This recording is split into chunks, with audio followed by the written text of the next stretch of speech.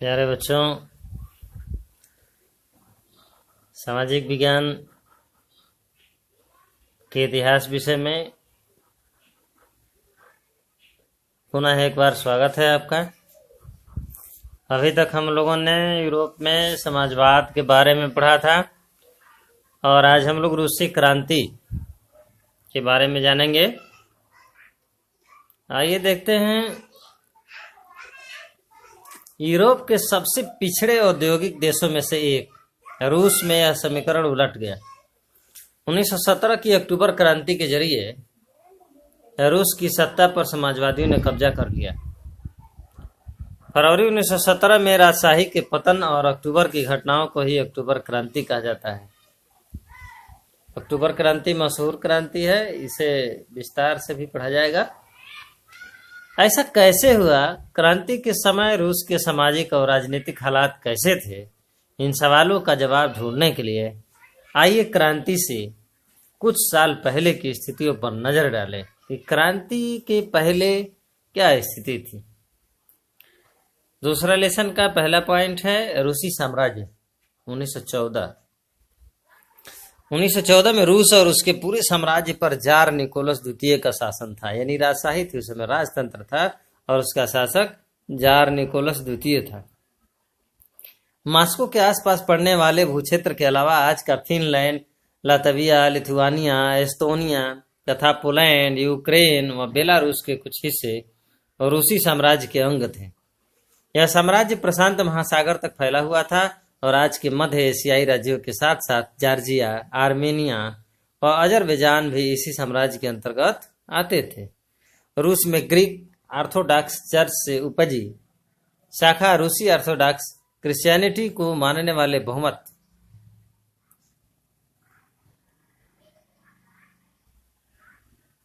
में थे। चित्र से आप देख सकते हैं कि सेंट पीटर्सबर्ग स्थित विंटर पैलेस के व्हाइट हॉल में जार निकोलस द्वितीय 1900 का फिगर है। नक्शे से आप देख सकते हैं रूसी साम्राज्य की स्थिति। बगल में ऑस्ट्रिया हंगरी है, रोमानिया है, बुल्गारिया है, ऑटोमन साम्राज्य है, जर्मनी है, फ्रांस है, इंग्लैंड है, डेनमार्क, स्वीडन, नॉर्वे, इस तरह के देश हैं। अगले पेज में हम इस पॉइंट पूरा करते हैं।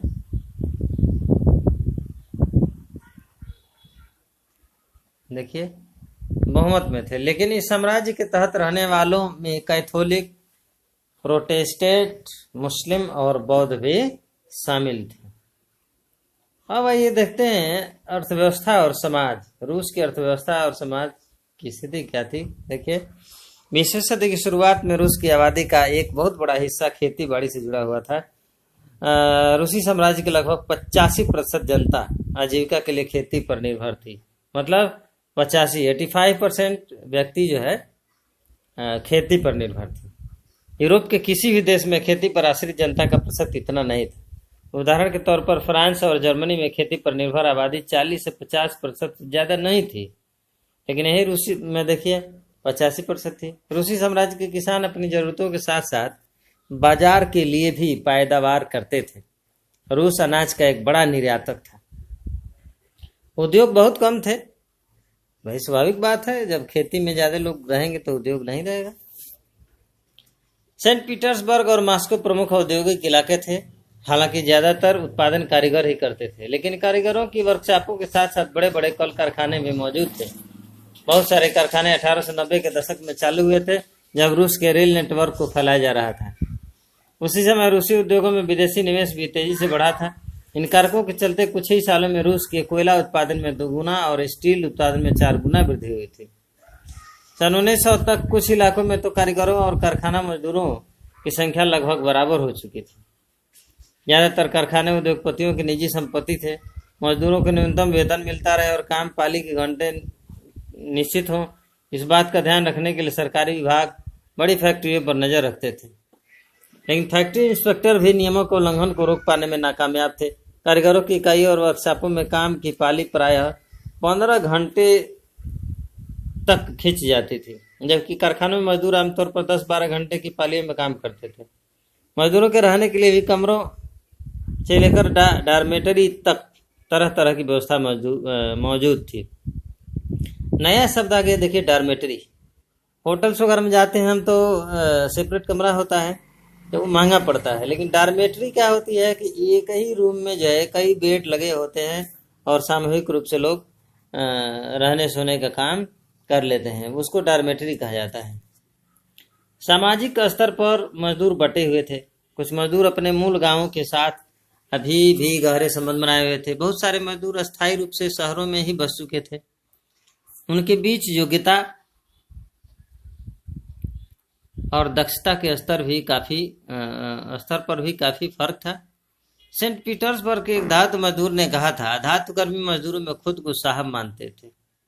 उनके काम में ज्यादा प्रशिक्षण और निपुणता की जरूरत तो रहती थी। 1914 में फैक्ट्री मजदूरों में औरतों की संख्या 31% थी, लेकिन उन्हें पुरुष मजदूरों के मुकाबले कम वेतन मिलता था। मर्दों की तनख्वाह के मुकाबले आधे से 3/4 तक मजदूरों के बीच मौजूद फासला उनके पहनावे और व्यवहार में भी साफ दिखाई देता था। यानी पुरुषों की अपेक्षा महिलाओं को कम वेतन, आधा से भी कम वेतन मिलता था। यद्यपि कुछ मजदूरों ने बेरोजगारी या आर्थिक संकट के समय एक दूसरे की मदद करने के लिए संगठन बना लिए थे, लेकिन ऐसे संगठन बहुत कम थे। चित्र से आप देख सकते हैं, क्रांति पूर्व रूस में एक डॉर्मेटरी में बने बंकर में सोते मजदूर। अभी हमने बताया भी, एक ही रूम के अंदर जो है कई सारे बेड्स लगे होते। वे पालियों में बारी बारी से सोते थे और परिवार को साथ नहीं रख सकते थे।